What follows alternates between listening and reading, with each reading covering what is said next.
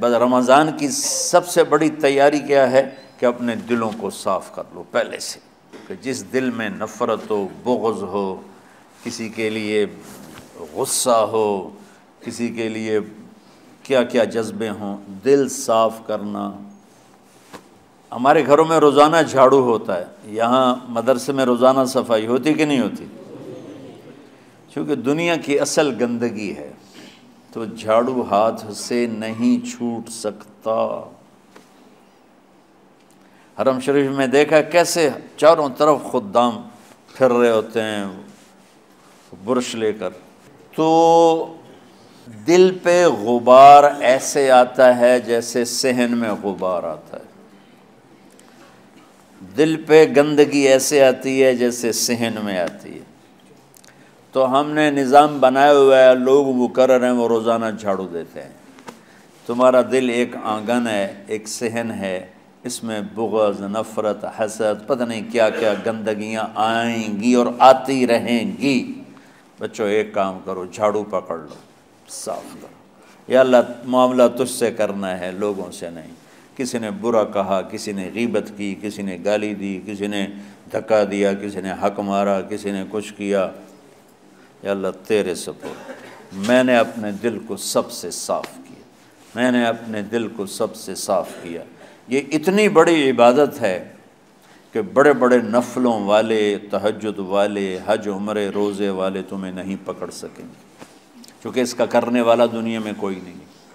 نفل پڑھنے والے تو بے شمار ہیں، عمرے کرنے والے بے شمار ہیں، علماء بے شمار ہیں، حاجی بے شمار ہیں، سخاوت کرنے والے بے شمار ہیں، لیکن اس ٹکڑے کو صاف کرنے والا لاکھوں میں ایک بھی نہیں ہے۔ مشکل کام ہے، آپ یہ سیکھ لیں، صاف کرو، صاف کرو، صاف کرو۔ یہ رمضان کی سب سے بڑی تیاری اور علم کو حاصل کرنے کی سب سے بڑی چابی ہے کہ اپنے دل کو کھلا کر لو۔ کوئی چیز خالی ہوگی تو کچھ آئے گا۔ جس دل میں بغض بھرا ہو، نفرت بھری ہو، حسد بھرا ہو، کینہ بھرا ہو، اس میں خاک آئے گا، اس میں تو علم کی ایک کرن بھی نہیں آئے گی۔ اس زبان سے چاہے جتنے مرضی موتی بکھیرے، دل اس کا اندھا ہوگا۔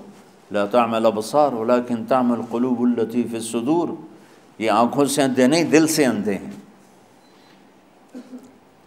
تو بچوں اپنے دل کو صاف کرنا سیکھو۔ وہ کتنی مشہور حدیث ہے، آپ نے کہا اس دروازے سے ایک جنتی آ رہا ہے، تو ایک انصاری صحابی داخل ہوئے، جوتا ہاتھ میں، داڑھی میں وضو کا پانی۔ اگلے دن اس دروازے سے ایک جنتی آ رہا ہے، تو ایک صحابی آئے، ہاتھ میں جوتا، داڑھی میں وضو کا پانی۔ وہی صحابی اگلے دن اس دروازے سے ایک جنتی آ رہا ہے، تو وہی صحابی 3 دن جنت کی بشارت لی۔ اس صحابہ کی جماعت میں ایک شخص ہیں جن کا نام ہے عبداللہ بن عمرو بن عاص۔ ان سے بڑا عبادت گزار صحابہ میں کوئی نہیں تھا، نہ سابقین میں نہ متاخرین میں، نہ پہلوں میں نہ بعد والوں میں۔ ان کی عبادت کیا تھی؟ ساری رات جاگنا، سارے دن کا روزہ، اور ایک ختم قرآن صبح سے شام تک۔ اتنی اللہ نے طاقت دی تھی۔ پھر وہی غلوب والی بات آ گئی، ایکسٹریم ہونے والی بات آ گئی۔ ان کی شادی والی رات حجلہ عروسی میں داخل ہو رہے ہیں، دلہن کے کمرے میں داخل ہو رہے ہیں، اور مصلی بچھا کے اللہ اکبر، اور دیر نفل تے نفل، دیر نفل تے نفل۔ تو ان کی بیگم نے دیکھا تو وہ بھی خیر کا زمانہ تھا، انہوں نے بھی وضو کیا اور پیچھے مصلی بچھا کے وہ بھی فجر تک نفل پڑھتے رہے۔ صبح ہوئی تو حضرت عمرو بن عاص رضی اللہ عنہ نے پوچھا بیٹی رات کیسی گزری؟ کہا جی ماشاءاللہ آپ کے بیٹے تو بڑے عبادت گزار ہیں، ساری رات نفلوں میں ہی گزری۔ تو وہ ان کو شکایت کر دی۔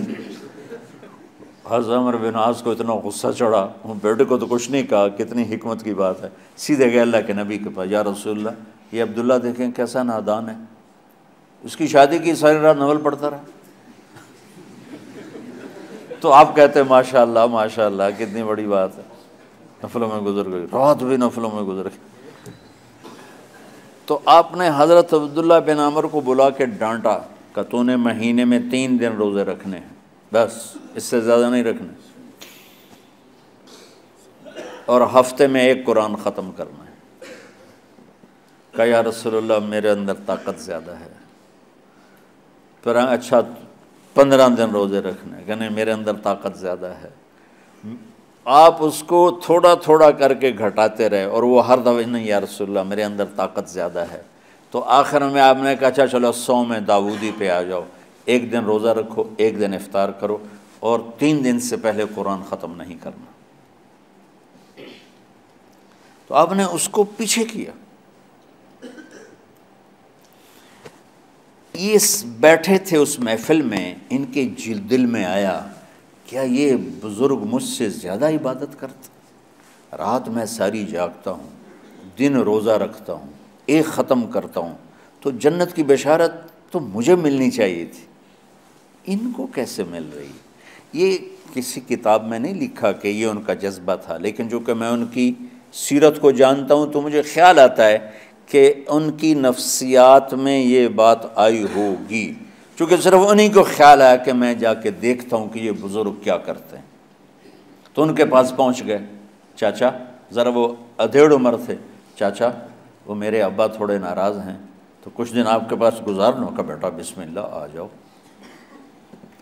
اب رات ہوتے ہی عشاء کی نماز پڑھ کے انہوں نے جلدی سے چادر اوپر لی اور یوں سراغ کر کے ان چاچے کو دیکھنے لگے ایسے کر کے کہ اب یہ کیا ساری رات سجدہ کرے گا، اور ساری رات روتے روتے روتے روتے مصلی گیلا ہو جائے گا، یا ساری رات رکوع کرے گا، ساری رات قیام کرے گا، ساری رات قرآن پڑھے گا، اس تصور سے یوں دیکھ رہے۔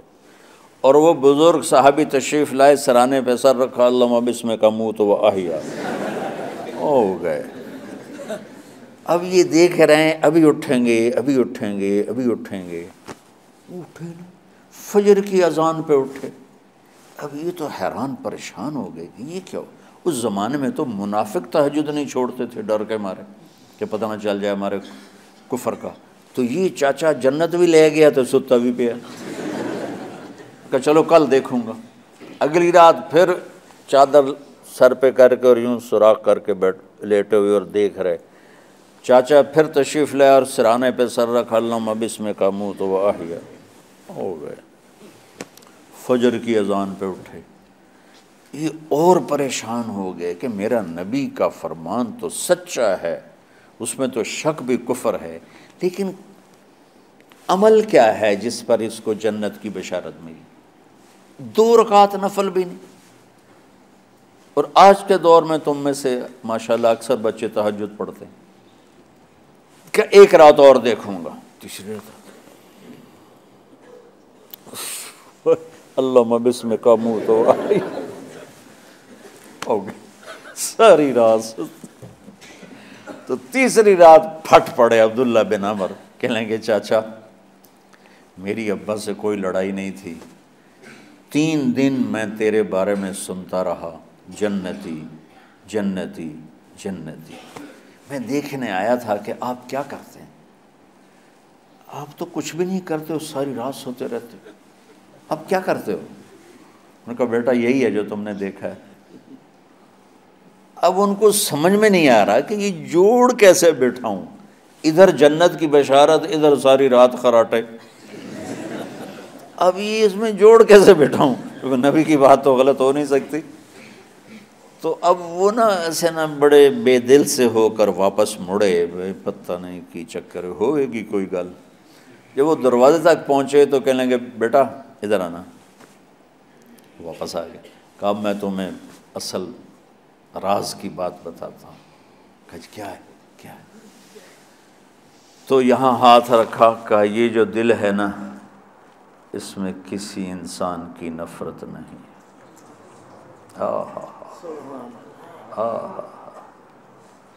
اور جب اللہ کسی کو رزق دیتا ہے، عزت دیتا ہے، مجھے کبھی حسد نہیں ہوا، مجھے خوشی ہوتی۔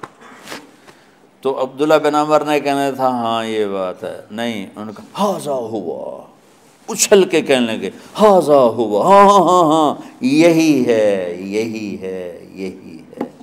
پھر کہنے کہ چاچا پر یہ میرے بس کا نہیں ہے، کون کرے گا یہ؟ اتنے بڑے آدمی ہو کر کہہ رہے ہیں کہ یہ میرے بس کا نہیں۔ تو بچوں، دنیا میں جنتی بننا ہے اور علم اللہ سے لینا ہے تو اسے صاف کر دو،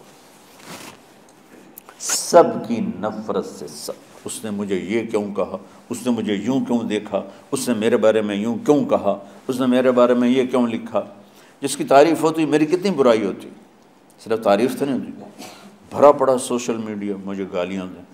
اللہ کے فضل سے میرے دل میں ایک ذرے کے برابر کبھی کوئی منفی جذبہ نہیں آیا، آئے تو میں دھو کے صاف کر دیتا ہوں، یا اللہ میں نے اپنے دل کو صاف کیا، میرا معاملہ تیرے ساتھ ہے، کسی کے ساتھ نہیں۔ یہی آپ رمضان کی سب سے بڑی تیاری، علم کے حاصل کرنے کا سب سے بڑا ہتھیار آپ کو یہ نہیں ہے کہ تمہیں کتابیں یاد ہو جائیں، تمہیں اشعار یاد ہو جائیں۔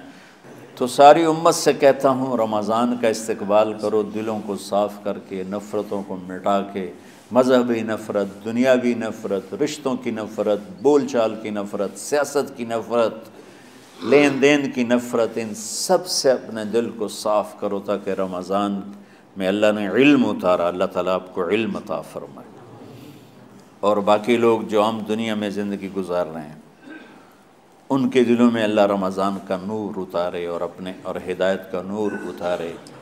یہ سب سے بڑی تیاری ہے اس کی۔ اور کسی سے گلہ ہے، غصہ ہے، ناراضگی ہے، کسی سے بولتے نہیں ہو، ابھی سے شعبان آ چکا ہے، آپ شعبان سے رمضان کی تیاری شروع فرما دیتے تھے۔